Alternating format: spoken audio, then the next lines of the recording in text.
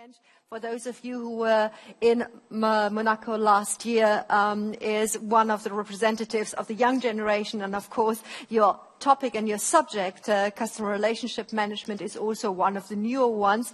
But more important in this context, of course, is that Professor Gentsch is also the chief analyst, the founder and the CEO of Business Intelligence Group, again, one of the partners that has a standout there.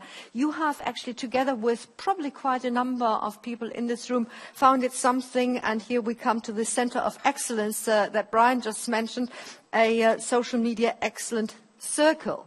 And within that circle, you develop ideas, see where people are setting benchmarks in a positive way, and you forget about the negative ways. And of course, ladies and gentlemen, when you look at social media, an analysis of McKinsey recently talked about Germany, and I know Germany in some ways is behind usage and application, but they said only 70% of the big companies in Germany are really seeing social media as important, and only 10% of them actually think they are creating economic success by using social media. How to do it and how to make a success of it, Professor Peter Gentsch, and he can also need a clap and a sound and a proper walk up to stage. Yeah, thanks, Connie, for the introduction. I guess it's going to be a tough job following Brian. So what I would like to do in the upcoming 30 minutes is to focus on how companies can incorporate social media in order to unleash the real value of social media. Because at the end of the day, it's about how can I increase sales? How can I increase customer satisfaction? So finally, we have to answer the question, how can social media contribute to the bottom line? In order to do that, I will come up with some best practices, and I would like to start with a really short introduction, then diving into the practices.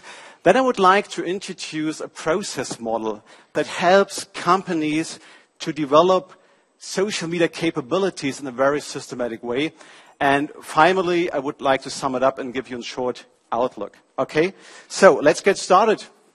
I would like to introduce the corporate social media management loop. Sounds quite complicated. It's pretty simple, to be honest. So it all begins with listening and monitoring to keep track on what's going on. Are there any mentions? Are they positive, negative? So it's a kind of data collection. It's a kind of data gathering. Once we analyze, or once we have the data, we have to analyze the data. So that could be very simple stats like counting the number of posts, but also going to more sophisticated analytics like what are the influencers? Are there any trends coming up? Are there any issues? So it's a huge variety of different ways you can analyze the data. So we have to put the big data into the smart data, into the right data. And it's also about the social CRM. Very interesting. How can we combine our CRM systems with the social media sphere?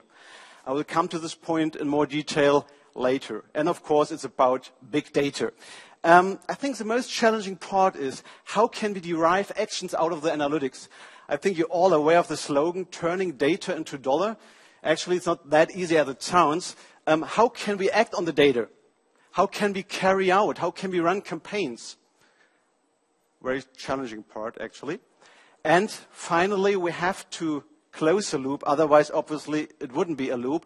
We have to measure the performance of our campaigns, our initiative.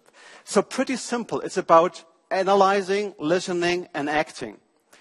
And even though that the knowledge that is derived out of social media, it's not limited to social media. You can also use it for different channels. You can use the insights for the call center guys. You can use it for email campaigns and so on. And even though that this loop implies a very structured, a very straightforward approach, social media is a terrific experimental environment where you can test campaigns, test and learn. So in the field of web controlling and performance marketing, it's common practice to do some A/B testing. I think you all know that. Why shouldn't we apply that idea to the social media sphere? So social media is an excellent test environment. Social media is another channel to approach a customer. And the most important thing, I guess, social media is a valuable source to profile your customer. And we heard it already, it's about the social graph. And I would like to do a little contest with you all guys. A couple of weeks ago, I was in New York at the Social Media Summit. And everything was about gamification and incentivation. So what drives really engagement? And today I would like to figure out whether it's working or not. So I have a small contest.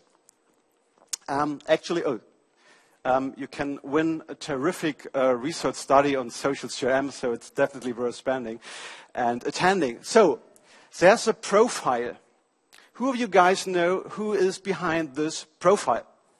So it's a person born 1948, grew up in England, married in the second time, 2 children, successful in business, wealthy, spent their winter holidays in the Alps, like dogs. Anybody has an idea who could this be?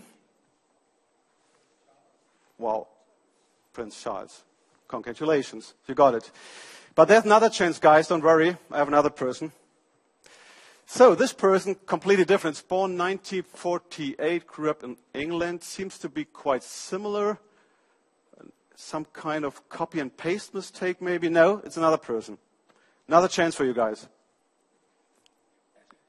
It's not Prince Charles? No? Any ideas?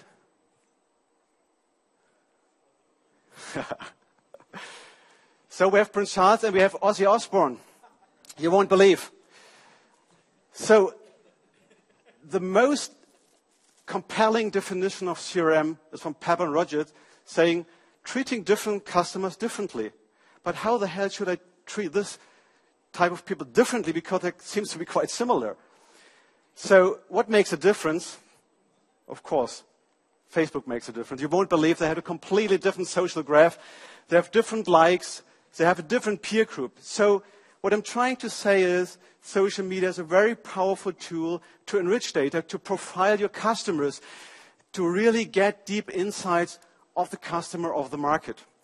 Okay, let's get serious again and dive into the examples. So I would like to come up with 3 different practices. So one refers to social media marketing. We're looking at Bosch. Then we have the social media service, which is related to DHL and Deutsche Post.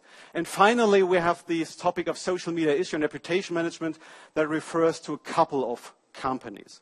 Okay, let's start with the first one. It's about social media marketing. It's about recommender marketing, recommendation marketing, and all that stuff.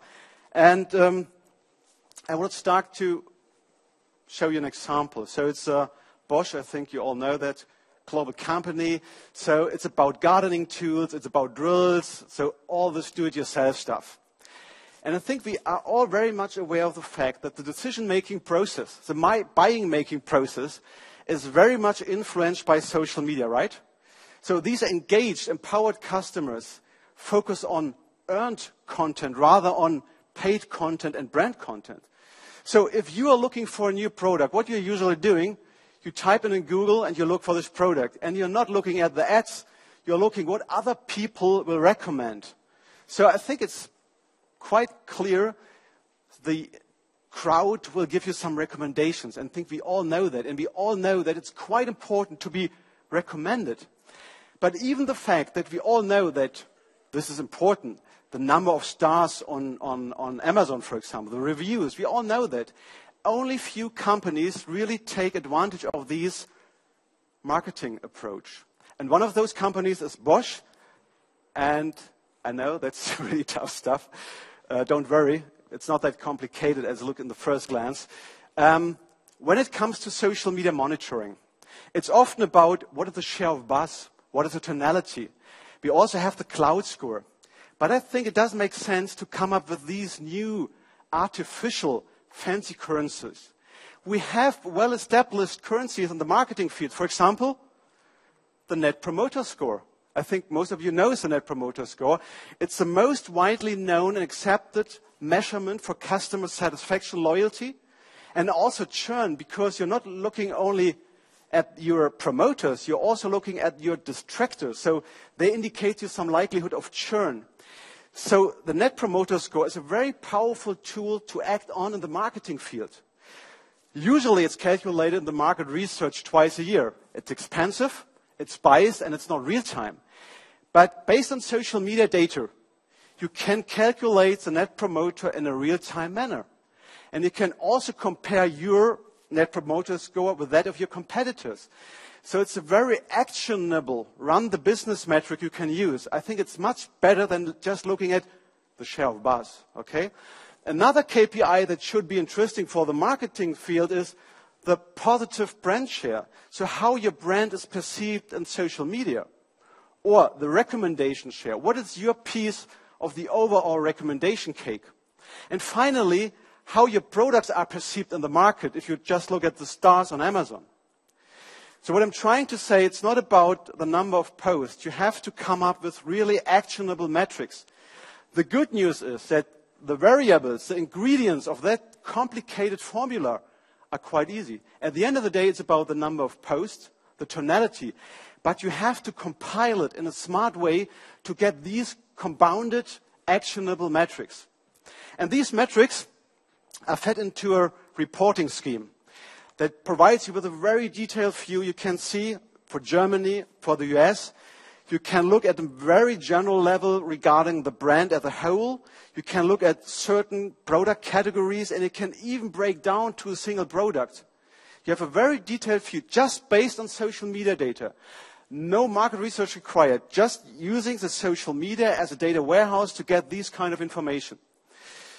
Some of you might say, okay, another report nobody's looking at. No. Because these kind of measurements are part of the marketing process at Bosch. There's no single KPI that has no action plan behind. So, for example, look at the recommendation share. Whether you are underperforming, overperforming, there has to be taken a certain action. So it's not some nice icing on the cake. It's really part of the marketing process. And above that, the marketing guys are paid for that. It's part of the objective scheme. It's part of the incentive scheme. So doing that, you can really ensure that social media KPIs are becoming part of your business. So they're integrated into the process. And of course, they have some fancy dashboards where you can slice and dice, you can drill down the data. I think you all know that. And I think some of you might say, okay, he wants to talk about social media marketing and all this analytical stuff. I know, social media marketing is very much about communication. This brings me to my next point. And this is the Bosch Solar Energy, which is more related to the business and business environment. And I guess it's hard to read, but somebody says, I just signed a contract, hope it was the right decision. This is a perfect opportunity to jump in and say, well, congratulations, it was definitely the right decision. Or another opportunity to jump in would be, welcome the 100,000 Facebook fan. Or another could be, when somebody checked in on Foursquare, just to welcome him, and hopefully you have some information that might fit in the location. What Dell usually does is when they have a new product, and usually they have a lot of users that give recommendations and appreciate that product, then they say, thanks for your excitement. Or simply saying, thank you for becoming a fan. So I think social media marketing is much more than having a piece of information, trying to repackage it and then spread it across the new channels like Google+, Twitter, and Facebook. It's more about how can we engage in a very personal way with the audience. For example, in this way. The question is, do we need intelligence behind? Because this is more or less a communication process. Yes. Why? For example, at Dell, you have 25,000 conversations a day. So it's nearly impossible to keep track on what's going on. So you need intelligence behind that helps you to say, this could be a window for communication. This could be an event you should jump in. And if you have 10 channels on Facebook, you have 5 channels on Twitter, you have 10 channels on Google+, whatever, it's really hard to keep track on what's going on. So you need intelligence that provides you with information that might be useful for the communication process. So that brings me to the next point. So Karl-Heinz mentioned marketing is the new service, right? We could also do it the other way around. Perhaps services in the marketing. So I think we have to discuss this in more detail. So it's about social service. And I would like to refer to the example of DHL, Deutsche Post. And here you see a slide outlining the corporate social media management approach at DHL. So they have basically three pillars. We have the governance layer, we have the intelligence layer, and we have the engagement layer. And again, it's all about to listen, to act, to analyze. And now I would like to focus on the engagement level in the field of social service. They started off, usually companies doing that with this kind of social media monitoring, trying to keep track of what's going on. Are there any issues? What is the peak? What's beyond? And all that stuff.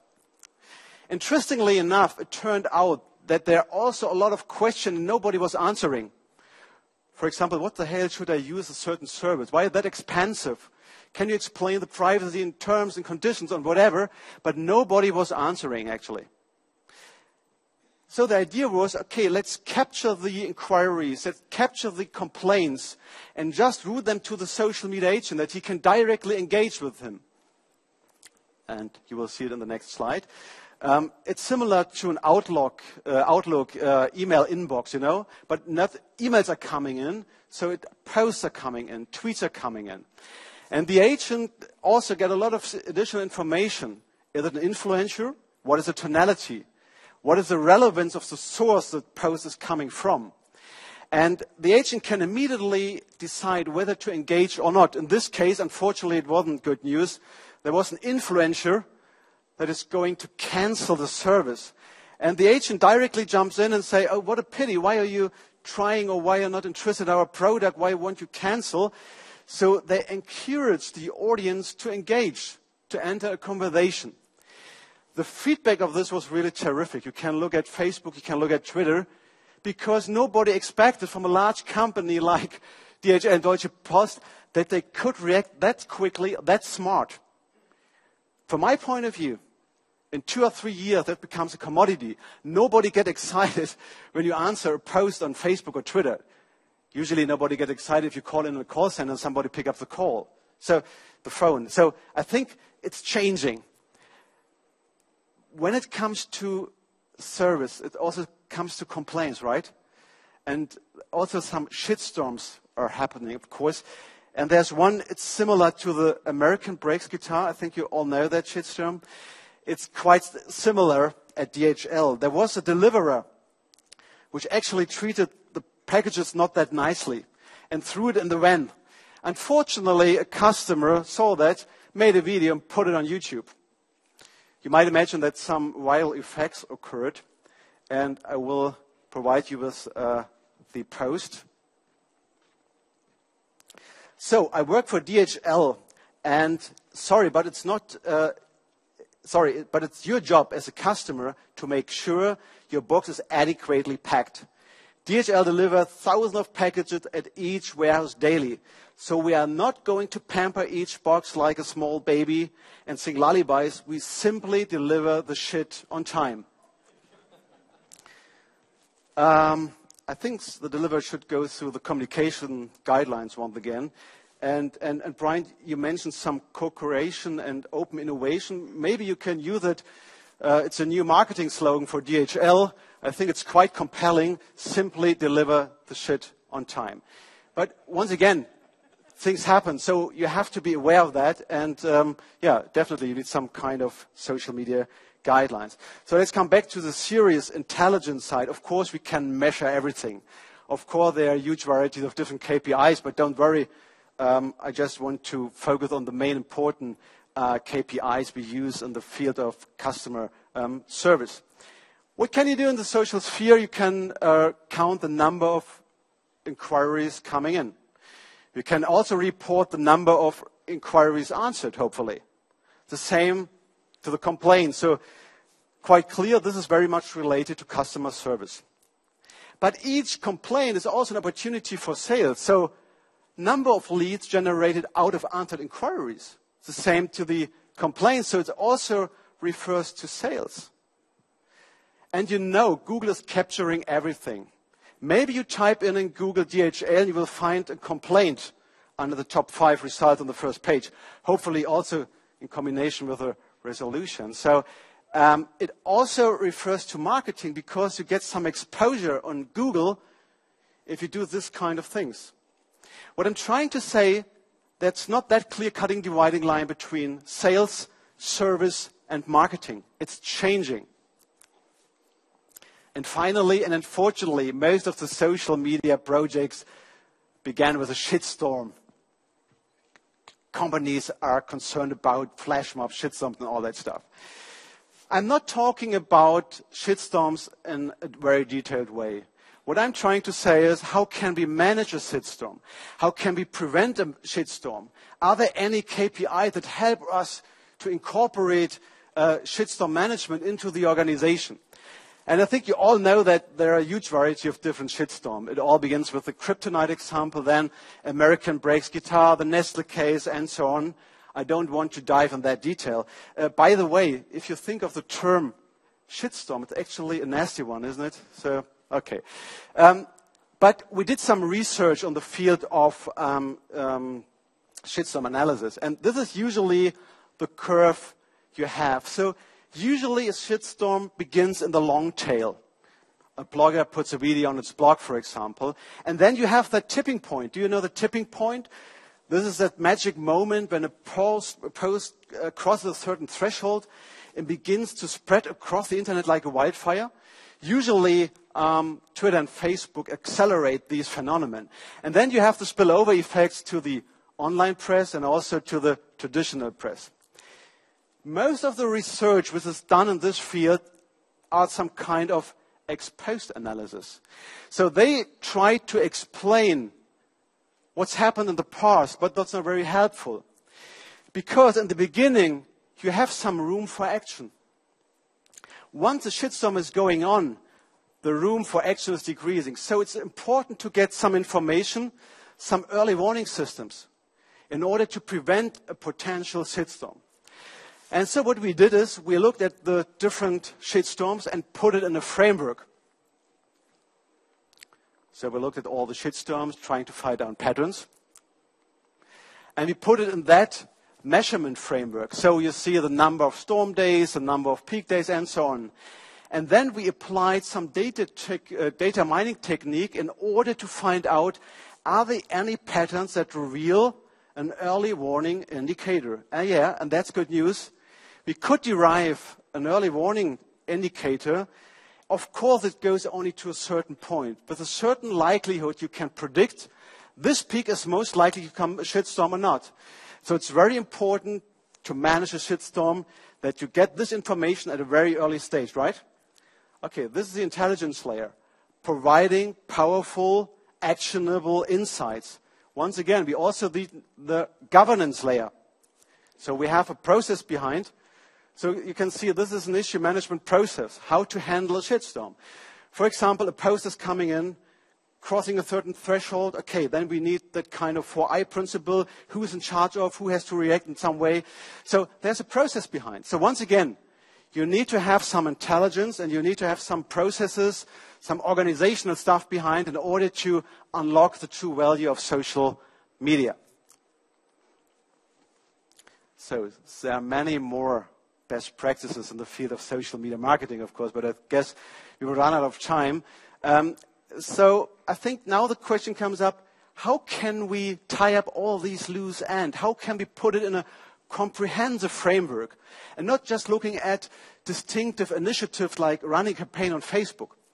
And the good news is that there is a process model we developed. And now I would like to introduce that kind of process model that helps you to develop social media in a very, very structured way.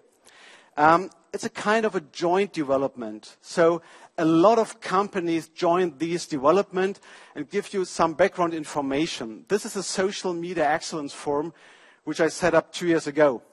And you see a lot of companies are joining. And it's not technology driven. It's not vendor driven. The trigger point was quite simple. On the one side, you have these blinking lights. That's energetic, dynamic social media. On the other hand, you have these well-established, structured, large companies. And the question is, how can we bridge the gap between the social media and the governance structure? And sometimes I got the impression that social media is emerging much faster than the ability of companies to adopt to that development. So that was the basic idea of our Social Media Excellence Forum, to come up with solutions. How can we manage the digital transformation process? So it's not some theoretical stuff. It really comes out of these companies. Okay. And the good news, you can all check this model. It's free available, so I will just guide you through that model, and maybe it's interesting for you. So we have 6 building blocks. I guess it's hard to read. It's about strategy. It's about organization. It's about execution. It's about monitoring. It's about analytics. And it's about interaction. So we have these 3 building blocks. And of course, we have different level of maturity. It starts with Explorer. So Explorer means this is quite a hands-on approach. Then the question is, how can we come to the next level of maturity, the optimizer? The next question would be, how can we enter the next phase of the social media maturity model? That would be the enabler. And the finishing touch, that's a champion. That's when social media becomes really critical for your business. So the good news is, if you move from the left to the right side, you can realize true business value. The flip side of the coin, you also have to have the budget beyond. In the beginning, it's much more tactical. Then it's becoming more and more strategic. You usually start reactive, going to active, going to be interactive, and hopefully to be adaptive in real time.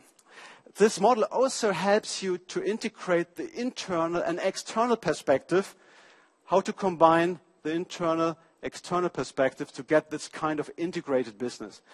And as I told at the beginning, it's also about how can social media contribute to the bottom line.